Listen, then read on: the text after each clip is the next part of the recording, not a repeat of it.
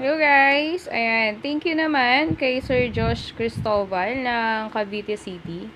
Hi sir, thank you dito sa order mo. Ito yung order mo na standard package. So, ang order ni sir is High Kappa Type R. Ayan, ito yung request video niya bago natin i-ship. So, check and test fire muna natin. Okay.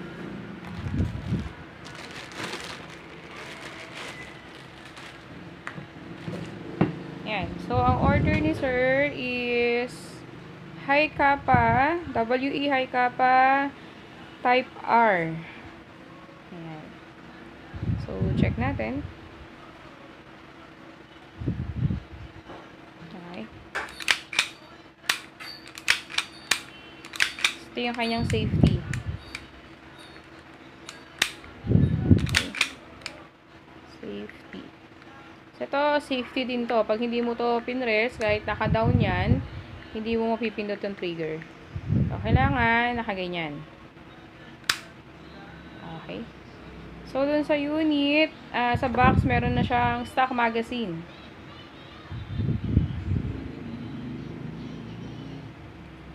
Okay. So, yung stock magazine niya, maximum na pwedeng ilagay sa kanya is mga 25 or 27 rounds. Pero, syempre, hindi natin siya ina-advise sa punuin.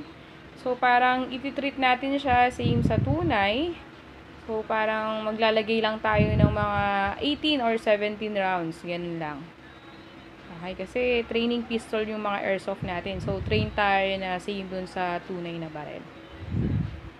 Okay, dun sa standard package siya, meron siyang 2 gas, 3,000 pieces na bala, BB loader, and silicone lube. Okay, so ready natin, i-test fire natin siya. So, lagay tayo ng bala.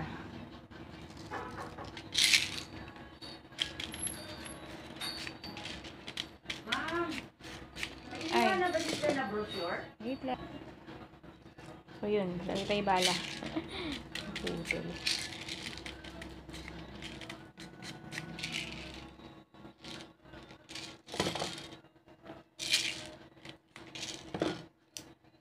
So, yan. Meron na tayong bala. Lagay naman tayo ng gas.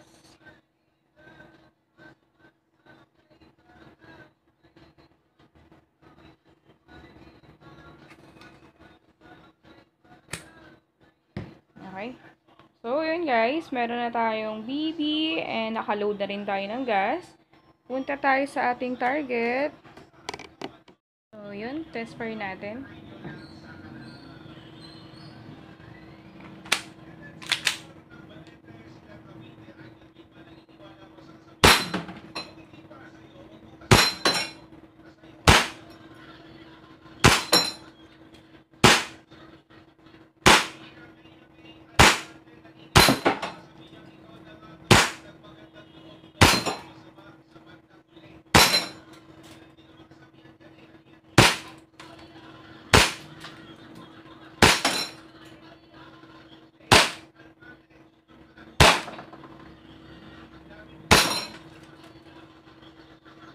So, yun.